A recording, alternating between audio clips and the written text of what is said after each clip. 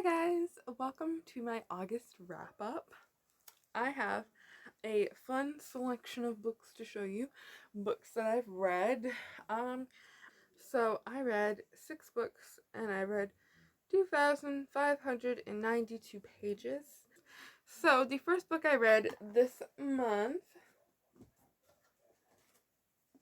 was With the Fire on High.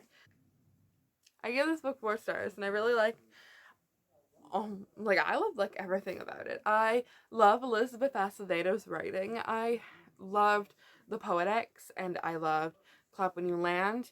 I love the way her writing just flows so well. It's amazing. I love her storytelling abilities and the way it all just comes together. It's so good. I love that I felt very hopeful during this book, because you follow the main character, Imani, who is a young mom. She's still in high school, and she likes cooking. She is really, really good at it, and she takes this cooking class, and there's this class trip that they have to raise money for, and overall, it's just really hopeful because you're rooting for Imani to be able to go on this trip, and you're wanting her to let herself love somebody, and you're also wanting to see her grow as herself and as a mother and as a chef.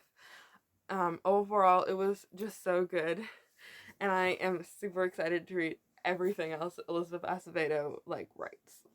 I will auto-buy author. She is an auto-buy author for me.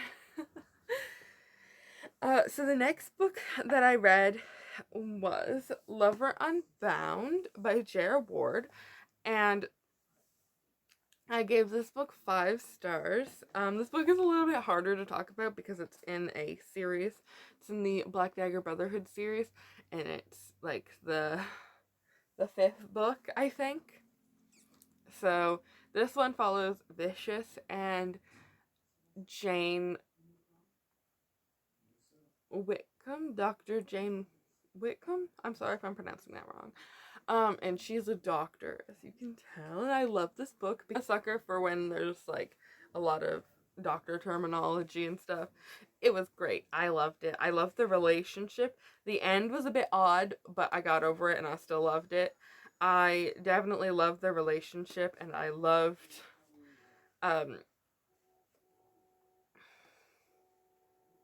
just everything about this book. The next book I read was Lover Enshrined by J.R. Ward again, and this one follows Fury after he made a sacrifice for Vicious in the last book, and it follows him going through with this sacrifice that he made, and also his struggle with drug addiction, and also,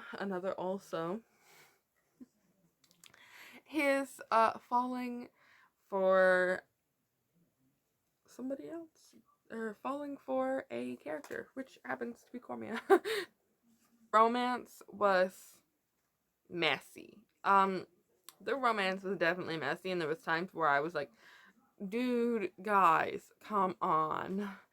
Because it was back and forth, will they, won't they, and so much angst. I didn't know if I could take it. But yeah, it was pretty good. I gave it 4 stars because they're I didn't like their relationship as much as I liked other relationships, but Fury is one of my favorites, so of course I did have to give it a high rating. So yeah, I don't have much else to say about it. There's not much I can say because it's so far into the series. I say as if the series isn't 14 books long, and I'm only on book 8 now. So the next book that I read was The Fascinators by Andrew Eliopoulos. I hope I'm pronouncing that right. And if you didn't watch my vlog, you wouldn't know. But I found this book to be kind of disappointing because I went into it thinking, for some reason, I don't know why, I went into it thinking there would be some sort of found family situation, and it was definitely not what I was thinking at all. I thought we were going to have this found family where there was going to be these magic people and they lived like, all together and they were like a found family. That was not the case. That was not the case whatsoever. Um, I found it to be a little flat and not fleshed out. I didn't like a lot of the choices any of the characters made. I didn't really like many of the characters either. Overall, I was just disappointed with the story and how it left me because it was unsatisfying and I had a lot of questions still at the end. I gave it 3 stars because it was a fast read. And the end did have like some cute thing at the end, so if you're interested in the book, I say still give it a read.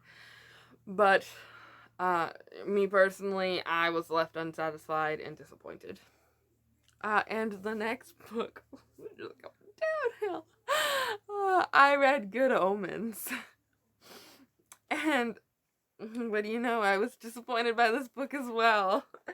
I went into this book but with really high expectations because of the TV show. I've not seen the TV show, but I heard such great things. And I've heard such great things about this book as well, but I should have lowered my expectations. It was a little boring, honestly. There were the angel and the demon were like the only characters I was interested in reading from, and there was a lot of side characters that were really boring. And then there's these kids, and then there's like a witch finder and some other people. I don't even know. Um, they were all kind of boring. The Four Horsemen were kind of cool. I kind of liked those, but they were again still a little boring. I just wanted more from the angel and the demon, basically. And the ending, oh my gosh, so unsatisfying. Not worth the pay. Like, reading the book, reading, like, the boringness of, like, the middle and stuff, did not pay off when you got to the end, because the end was still boring and unsatisfying. It was just, it ended too easily, I think, in my opinion. It ended too easily, unbelievable. Of like, the whole book was like unbelievable and disappointing. I don't have any other word other than disappointing. I gave this book 2 stars. Um, there was not a whole lot redeeming. Uh,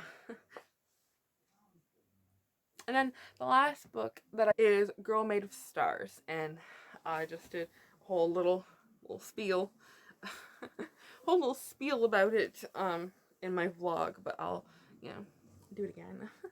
I think this book is so important. I think all of the topics mentioned in here, so important. But of course, you should listen to the trigger warnings of things. If you don't know, Girl Made of Stars is about a girl and her twin, and this girl named Mara, which she has a twin named Owen. Owen is dating this girl named Hannah, and Hannah is Mara's friend. And it turns out that Hannah comes out saying that Owen raped her. And we go through the book through Mara's perspective as she's dealing with like the struggles of her family and school life and friendships and things. Not really knowing who to believe and trying to decide what she thinks is right and all of that kind of stuff, with also dealing with her own sort of things going on in her, like, with herself. Like, having gone through a breakup recently and still being friends with the person and being bi.